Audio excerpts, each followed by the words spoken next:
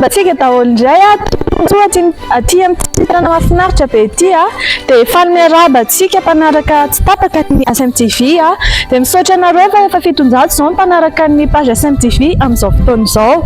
Ny ACEEM TV moa dia mizara sy mikatsaka manome vaovao anareo hatrany momba ny ACEEM. Androany indray dia hoentinay ianareo ho any Ambohibao amin'izao katoko fety izao dia nizara fanomezana ho an'ireo sahirana ny mpianatry ny COURS EDUCATIF ACEEM Ambohibao teo amin'ny Fokontany nisy azy ireo toy ny savony ny menaka ny vary ny pâtes entina ho fanampiana ireo tsy manana izany. Io hetsika io dia mikarakara ny BDE na ny birao des Elèves ka ho arahantsika ary ny fanadihadiana. Fanaon'ny COURS EDUCATIF ACEEM Ambohibao isaky ny alatsinainy mampivondrona ireo mpianatra ka nararotana tamin'izany ho fanamariana ny fety ny fampandraisana andraikitra ireo mpianatra mba hanampy ireo mpiarabelona amin'ny sahirana ka nisy ary ny fanomezana PPN toy ny pâtes, ny menaka, ny vary ary ny savony.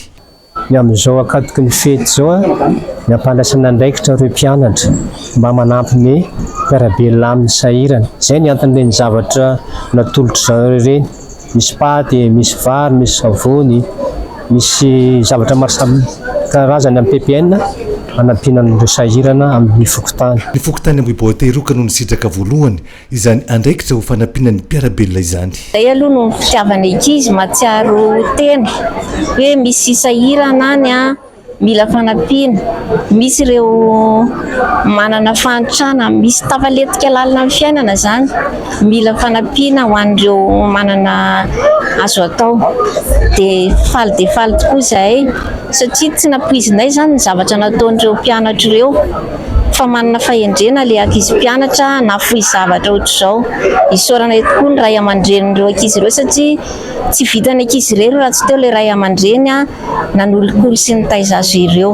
Manoloana izany dia natsangana ny BDE na ny birao des Elèves birao misahana manokana mandray an-tanàna izany hetsika izany. Voalohany raisinay nisafidinay mihitsy ny hoe Fokontany aloha satria mba te hanampy ny mpiarabelonanay izahay ary amin'ny mahatanora mpandraindraikitra anay dia nanao an'iny hetsika kely maivamaivana iny izay satria tianay ampiseho hoe izahay dia mianatra eto ary izahay dia ho beazina mba olombanina. Nanentana mpianatra mba hanohy izany hetsika mahafinaritra izany ny foloan'ny vondrom-panembiazana ACEEM Andriamatoa Ratrema William ary nametraka afatra ho an'ny mpianatra mba hizotra amin'ny lalan'ny fahendrena sy ny fandraisana andraikitra amin'ny fiarahamonina.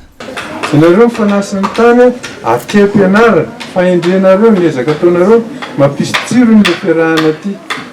Mazava le izy dia ampidiry tsara ho-tsaina fa Andriamanitra mihitsy inge miteny an'izany miteza ho fanasany tany amin'ny toerana rehetra misy ianareo. Zay le tanora mandray andraikitra dia mitandrina fitondran-tena ny mazava ho azy. Zay aloha voalohany indrindra. Mandray andraikitra koa mandray andraikitra eo fiarahamonina dia zao ataonareo zao. Dia tena zaza gaga mihitsy hoe io ny ianareo nanapa amin'ny birao des études, birao des élèves nanapaka an'izy niaraka taminareo misaotra anareo birao misaotra amin'ny président mitarika an'le hetsika fa mafina zay le mandray andraikitra. Azonareo le izy mandray andraikitra amin'ny tenanareo aloha mandray andraikitra. Raha mahomby ianareo dia ianareo ny tompona andraikitra, tsy mahomby ianareo dia ianareo ny tompona andraikitra, salama ianareo dia ianareo ny tompona andraikitra, marary ianareo dia ianareo ny tompona andraikitra.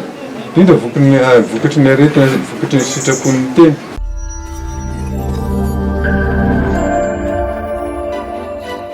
Zay aloha ny androany fa mirary fety sambatra ho antsika rehetra maso vaovao tontolo ny fanabeazana aza misaraka ny ACEEM TV. Tapitra.